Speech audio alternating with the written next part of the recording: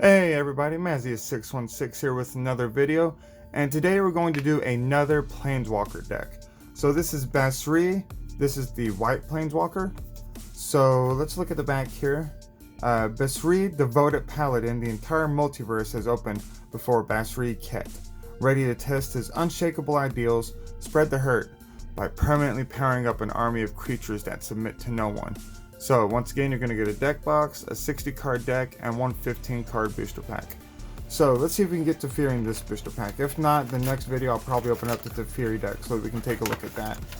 Blue is my next favorite color, but I figured since I did Swamp, I would have to even it out a bit. Now let's take a nice close look at this guy. So he is a devoted Paladin. He costs 6 total mana to cast. His +1 ability is to put a +1/+1 counter on up to one target creature, and it gains vigilance until end of turn, so that means that it won't tap whenever it attacks. Whenever a creature attacks this turn, put a +1/+1 counter on it. That's his -1 ability. And his -6 is creatures you control get +2/+2 and gain flying until end of turn. Now, one thing about the planes or the white deck is that they can get creatures out quick generally, and they're going to give you a lot of life on top of it. So his base Planeswalker loyalty count is 4, which is the same as Liliana, so he's not going to be too far off. Just going to take him out of here nice and gentle. There we go, throw that off the side. And I'm trying a new tripod today, so hopefully that works out pretty well. Hopefully it keeps it a little more stable. Won't have all those shakes. See, look, I can hit the table, doesn't really affect it. Alright, so let's go ahead and open up the 60 card deck and then the one booster pack. So we'll put this over here. Just absolutely marvelous. Marvelous artwork. Sorry, brain fart right there. Put the core 21-21 booster pack right there. 2021, not 21-21. It's been one of those days, guys. Alright, so let's go ahead and take a look at this deck. We'll break it down, go through the rares and go through the uncommons as we normally do. So there is the Basri's Lieutenant, Vigilance and Protection for multicolored.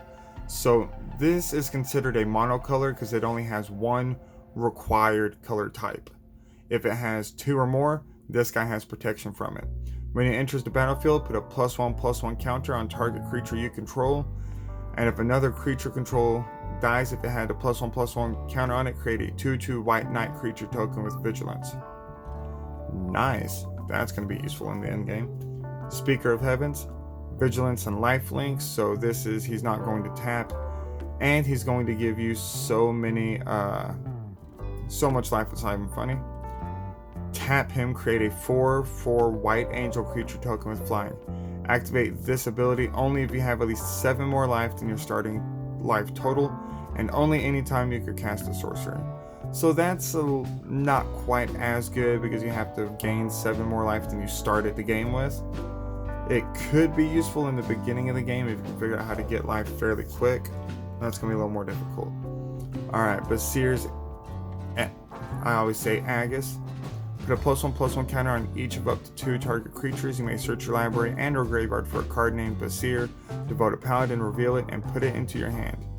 If you search your library this way, shuffle it. This is actually fairly good. You get a +1/+1 counter to 2 creatures permanent, as well as you get to search out your Planeswalker. Not bad for 4 mana. There's another one. Alright, we're going to go looking through here. Kind of look at the artwork. We're looking for the uncommons. Avon Gagglemaster, Bird Warrior with flying. Whenever it enters the battlefield, you gain 2 life for each creature you control with flying. For a 5 mana cost, this one seems a bit much. It's probably better later on in the game, but I don't know how many of those I necessarily play in a deck. This one's got 2, so that's not too bad. What's the Alkali do? Put a +1/+1 counter on 2 other target creatures you control, and it's got lifelink. So yeah, I'd probably have 3 of those in there too. All in all, not bad. It's a typical mono white deck. You're adding counters. Ooh, what's this one? On a creature target with a +1/+1 counter on it. So this is good if you already have some +1/+1 counters out on some creatures. You can summon this guy, For planes and a tab, you can put a +1/+1 counter on target creature with a counter already on it, so you can bump up a lot of your guys, especially with lifelink, to help get to that 7 above. If you control your Planeswalker with this guy, put a +1/+1 counter on him. I mean, this is beefing up all of your creatures, not too bad. It has lifelink as long as it has a +1/+1 counter. So let's see what some of the 2021 planes look like. As always, I love my land cards. The artwork on Magic the Gathering cards is just absolutely phenomenal. Not often do you find an artwork that's just horrible. So that's always a good thing. There's a lot of lands in here. I think they've got 23 lands in each deck. And then, of course, you've got this land. I'd buy 16 of these just to have the land. Oh, that's pretty. Alright. So now we've got Bashing Light as an enchantment, which means it stays around.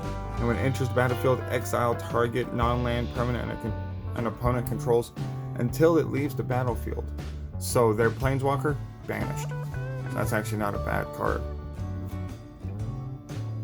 You've got Fight as 1. Target human creature you control gets +1/+1 and gains indestructible. Or target non-human creature you control gets +1/+1 and gains indestructible. So you can only choose one or both. Oh, so if you, that's actually a lot better if you actually read the whole card. I don't always read the whole card. Sometimes it sneaks up on you. Swift response, destroy target tapped creature. That's really good. All right, and then that's our deck. So all in all, honestly, if I'm being honest, I want to say the Plains deck is just a little better than the Swamp deck. It looks like it's got more synergy. It's able to get out faster. And all the +1/+1 counter bonuses it gets just makes it insane. Sorry about the tripod there. Alright, so next, we're opening up the booster packs. I keep pumping the tripod.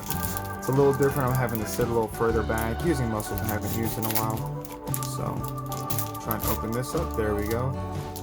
Now we're going to do this. Kind of go through the pack. I know that's not the very last card, but it's close enough.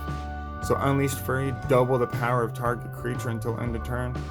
That's going to be useful. Red, always bumping things up. Griffin, Airy. At the beginning of your end step, if you gain 3 or more life this turn, create a 2/2 white Griffin creature token when flying. That would actually go good in our deck. We just opened Havoc Jester. Where we sacrifice a permanent, it deals 1 damage to any target. That could be alright. Wall of Runes, Defender. Whenever it enters the battlefield, scry 1. Typical blue move. Turn Ogre. When it enters the battlefield, if you control another creature with power 4 or greater, it deals 2 damage to each opponent. And it's got Reach, so that's useful. Gnarled Sage. Reach, and as long as you've drawn 2 or more cards this turn, it gets +0/+2 and has Vigilance. Another Alkalite. A Walking Corpse. A Pride Malkin. Whenever it enters the battlefield, put +1/+1 counter on target creature you control. And each one that has a +1/+1 counter has Trample. If you were to change this into a green-white deck, that would be very useful. Tap target creature. Ogre Warrior. If we hit the Saproling, we know we're close to our rare. Flash. You may cast a spell at any time. Enchant creature. Tap enchanted creature. It doesn't untap during its controller's untap step. That would be good because there's not a whole lot of enchantment removal. Alright, and to see what rare we got. Ooh, Gallic the Crown Scourge. Gadrak the Crown Scourge. Legendary creature dragon, so you guys know this is up my holy. At the beginning of your end step, create a treasure token for each non-token creature that died this turn. This is a 5/4 for 3, so if you put this into an artifact deck, especially with a bunch of cheap artifacts, this would be insane. Oh, this could be an insane card. We're going to look at the price of that later. Alright guys, that's the video for today. Please hit like and subscribe below. Once I get to 25 subscribers, we're going to be doing that 2 cubes, the mystery cubes, as well as the collector's booster pack, so it's going to have a lot of alternate art cards. Comes with 4 rares, possibly 4 mythics if we're really lucky, so it'll be a good time. Everybody have a good day, and thank you.